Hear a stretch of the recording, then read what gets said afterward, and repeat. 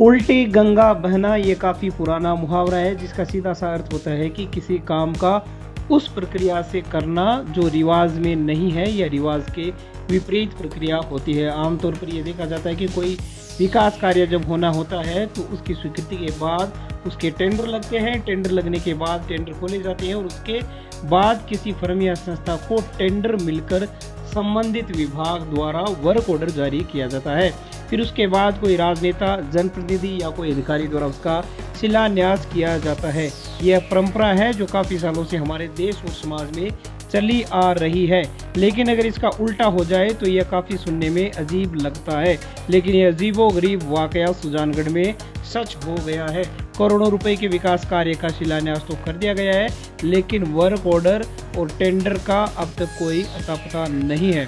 सुजानगढ़ शहर में काफ़ी बड़ी आबादी रेलवे लाइन पार रहती है, जिसके चलते रेलवे ओवर ब्रिज की मांग सालों से यहां पर की जाती रही है। पिछली गहलोत सरकार ने 60 करोड़ रुपए के रेलवे ओवर ब्रिज की घोषणा की थी, जिसमें केंद्र सरकार का भी हिस्सा शामिल था। लेकिन गहलोत सरकार जब चली गई तो दिसंबर 2023 में प्रदेश में भाजपा की सरकार बनी। लोकसभा चुनाव की आचार संहिता लगने के डर से आनन फानन में छापर रोड पर स्थित रेलवे फाटक के पास काफी बड़ा कार्यक्रम 26 फरवरी को रेलवे द्वारा आयोजित किया गया, जिसमें रेलवे ओवर ब्रिज का शिलान्यास वर्चुअल रूप से देश के प्रधानमंत्री नरेंद्र मोदी द्वारा किया गया। कार्यक्रम में कांग्रेस के विधायक तथा अनेक बीजेपी नेतागणों ने शिरकत की। शिलान्यास के होते ही सुजानगढ़ शहर की आबादी को एक उम्मीद जगी थी कि जल्दी ही आरओबी का काम शुरू होगा और रेलवे फाटक की समस्या से जनता को निजात मिलेगी।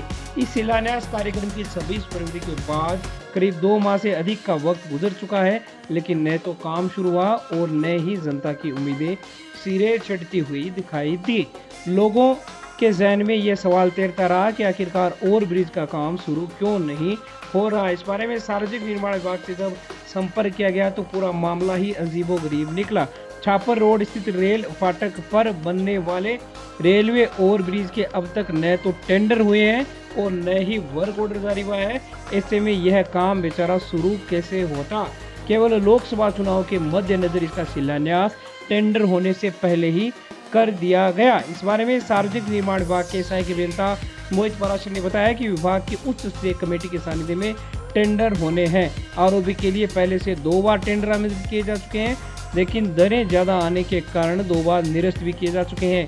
तीसरी बार टेंडर आचार संहिता से पहले लगा दिए गए थे, लेकिन टेंडर खुलने का काम आचार संहिता पूरी होने के बाद ही हो सकेगा। टेंडर होने के बाद ही वर्क ऑर्डर जारी होंगे। यह विभाग की उच्च स्तरीय कमेटी के पास मामला विचाराधीन है, जो टेंडर के कार्य को पूरा करेगी। दूसरी ओर टेंडर किए बिना ही और वर्क ऑर्डर जारी हुए बिना ही शिलान्यास कर दिया जाना अपने आप में अजीब प्रकरण है, और लोग इस बारे में क्या कह रहे हैं आप भी सुनिए। देखो, 26 फरवरी को देश के प्रधानमंत्री जी ने वर्चुअल शिलान्यास किया था ओवर ब्रिज का, लेकिन 2 महीने बीत जाने के बाद भी अभी तक वहाँ एक भी ईंट नहीं लगी है। मुझे तो ऐसा लग रहा है ये चुनावी वोट लेने के लिए इन्होंने वो वर्चुअल शिलान्यास किया था और ये जनता के साथ धोखा हुआ है, वरना अब तक काम शुरू हो जाता। ना कोई टेंडर हुआ है, ना कोई वर्क ऑर्डर जारी हुए हैं। देखो, जिस दिन शिलान्यास हुआ था उस दिन क्षेत्र की जनता को लगा था कि ये हमारा जो वर्षों पुरानी समस्या है इसका समाधान होगा, लेकिन बिना वर्क ऑर्डर के, बिना टेंडर के इन्होंने शिलान्यास करके जनता के साथ धोखा किया है, जो सरासर गलत है। ये 26 फरवरी को इस सम्राट होटल ओवर ब्रिज का शिलान्यास नरेंद्र मोदी जी द्वारा किया गया था। तब जनता को उम्मीद जगी थी, क्योंकि सुजानगढ़ की लगभग आधी आबादी है वो लाइन के इस पार रहती है, तो उनको उम्मीद जगी थी कि जल्द इसका काम शुरू होगा और हमारी समस्या का समाधान होगा। लेकिन प्रधानमंत्री जी की इतनी घोषणा होने के बावजूद ना तो पीडब्ल्यूडी ने, ना राज्य सरकार ने कोई एक्शन लिया। ये बड़ी आश्चर्य की बात है कि लोगों को जो उम्मीद जगी थी अब तक उसमें कोई ईंट ही नहीं लगी।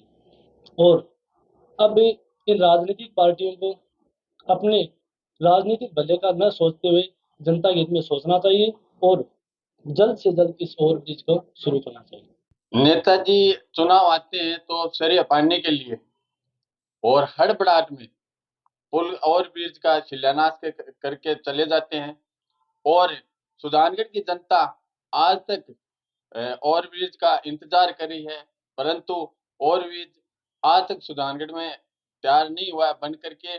तो मेरा ये कहना है कि सुजानगढ़ की जनता को बेवकूफ बनाना बंद करे और पुल का निर्माण कार्य है वो जल्द से जल्द शुरू करवा करके सुजानगढ़ की जनता को राहत प्रदान करे। इंकलाब जिंदाबाद। गांव भोजलाई में विवाहिता ने फांसी लगाकर आत्महत्या कर ली। जानकारी के अनुसार शायर नायक ने शनिवार को दिन में अपने घर में बने कमरे में फांसी का फंदा लगाकर आत्महत्या कर ली। सूचना पर सदर थाना पुलिस के head constable Girdhari Lal, team हारेका सारा के संयोजक श्याम स्वर्णकार, एम्बुलेंस चालक भागीरथ हंसराज नायक आदि की सहायता से सुजानगढ़ के सरकारी अस्पताल की मोर्चरी में शव रखवाया गया। पुलिस ने पति विजय नायक की रिपोर्ट के आधार पर पोस्टमार्टम कराकर व अन्य कार्रवाई के बाद शव परिजनों को सौंप दिया।